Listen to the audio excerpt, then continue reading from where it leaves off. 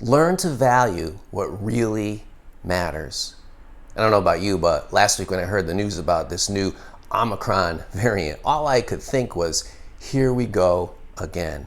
I don't know how you could be anything but defeated and depressed, to feel defeated and depressed in light of this news about the newest COVID variant. And from what the scientists are telling us, the experts, we're going to keep dealing with variants of COVID as far into the future as we can see. How can anything good come from this news about Omicron, the new Omicron variant? Learn to value what really matters. For most of my life, I've had the luxury of not having to go to a gym to work out. I could go to the firehouse where there weren't that many people. You didn't really have to compete for machines to use or weights to lift. But recently I've had to join a gym where I've had to fight the crowds to get the machine I wanted to use or the weights I wanted to use. But despite that, despite having to fight the crowds, I found joining the gym to be incredibly entertaining. For example, last week I was watching as these three young men, they're either high school kids or college kids, were doing bench presses. Two of them were supposed to be spotting the third, their friend.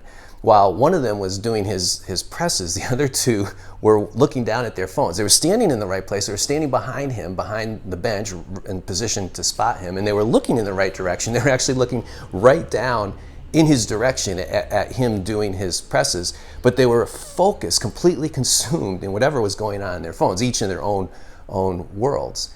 So when their friend doing the bench presses got fatigued and could barely get the weight back up, neither one of them lifted a finger to help him. In fact, the weight started to slowly go back down, and as their friend was in danger of being crushed to death by this weight, having the weight come back down on his chest and to crush him, he started to turn and torque in every direction and use every last ounce of energy he had, last ounce of strength he had, fighting for his life to get the weight back up on the rack, which he finally did. And when he did, the two of them still didn't move. He had to pop up, turn around, and scream at them to get their attention. When they finally looked up and he explained what happened, they were in shock. They couldn't believe that they missed what was happening right in front of their face.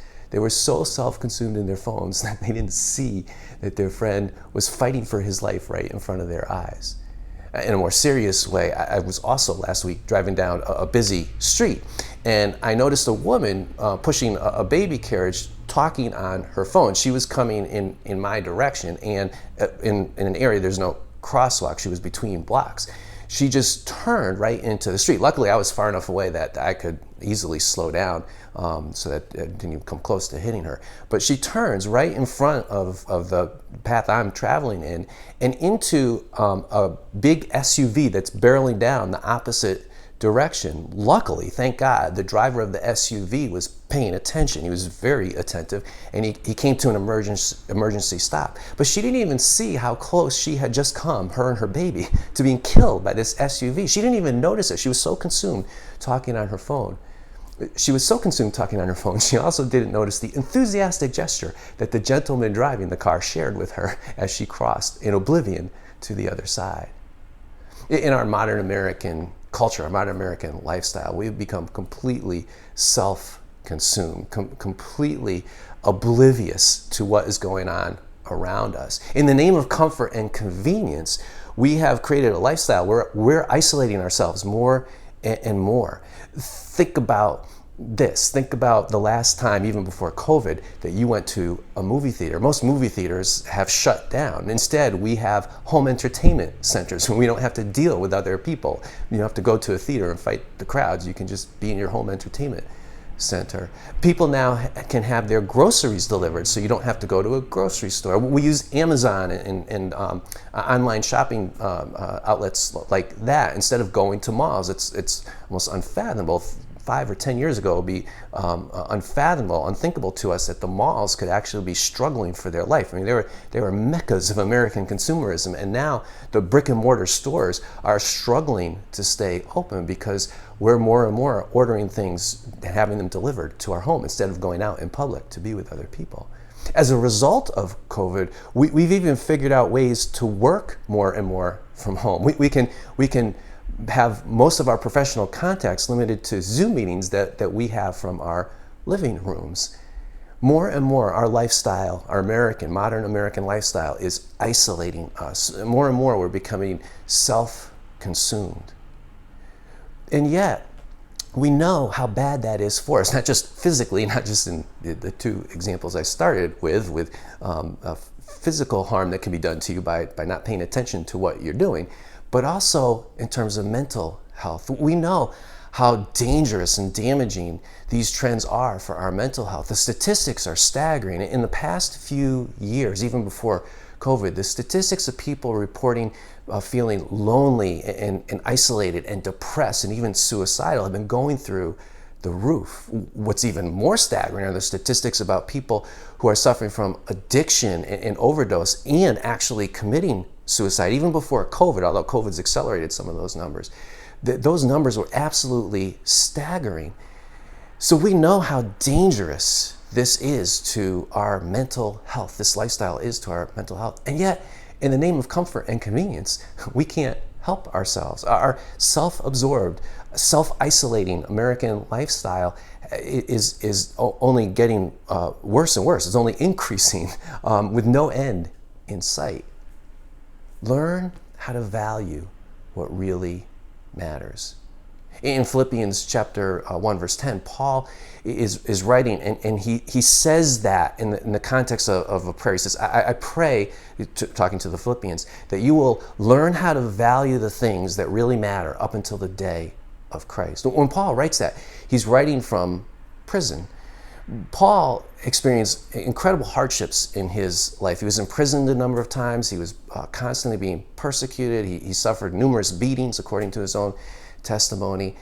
If anybody had that sense of, here we go again, the trials that Paul had to endure, if anybody could think that, Paul certainly could feel that way. He could feel that sinking feeling of dread every time some new trial came his way.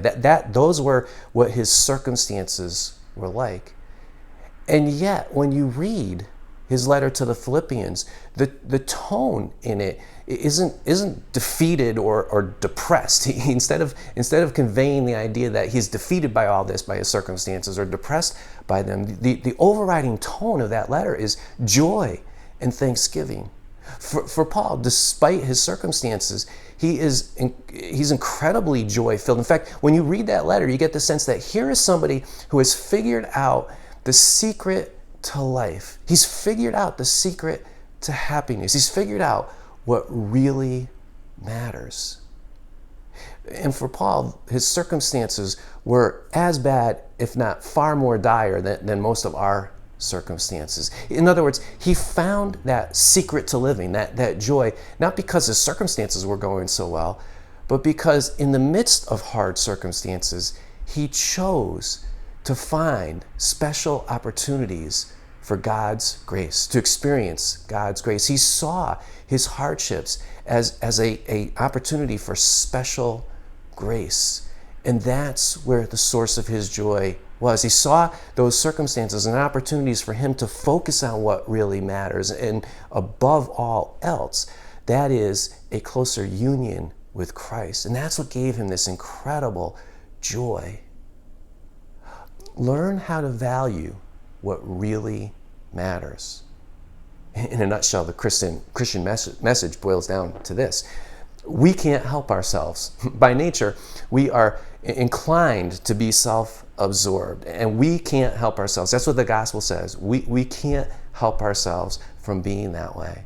But the gospel also tells us we don't have to, because Jesus has done everything for us. In his life, death, and resurrection, Jesus has done everything that we need. He has provided for us a way out of our self-absorption. He saved us. He's given us the opportunity to be liberated from our self-absorbed ways and experience his transforming joy, to know the same joy that Paul knew.